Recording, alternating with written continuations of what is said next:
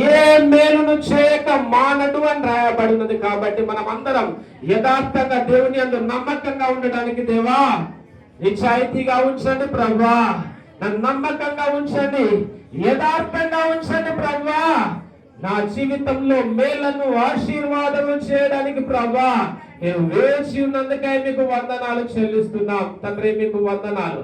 ఆయన బైబిల్ గ్రంథంలో బహు స్పష్టంగా వ్రాయబడినది, యథార్థవంతులను దేవుడు రక్షిస్తాడు అని రాయబడినది, యథార్థవంతులను విమోచిస్తాడు అని రాయబడినది, యథార్థవంతులే ఆయనకు ఇష్టలు అని రాయబడినది, యథార్థవంతుల గుడారము వర్ధులను అని రాయబడినది, యథార్థవంతులకు ఆయన తోడుగా ఉంటాడు అని దేవుడు బహు స్పష్టంగా వ్రాసి ఉంచాడు. కాబట్టి మనం యథార్థముగా దేవుని యొక్క విషయంలో నమ్మకంగా, యథార్థంగా, నిశ్చయితీగా ఉన్నట్లయితే మన జీవితంలో ఆశీర్వాదములను దేవుడు మన జీవితంలో చేస్తాడు, మనకు తోడుగా ఉంటాడు, మనల్ని విడిపిస్తాడు, మనల్ని రక్షిస్తాడు, మన భయభక్తులుగా ఉండడానికి సహాయం చేస్తాడు, మన గుడారము వర్ధిల్ల చేస్తాడు. కాబట్టి ఖచ్చితంగా యథార్థంగా ఉండడానికి మనం ఒకసారి తీర్మానం చేద్దాం.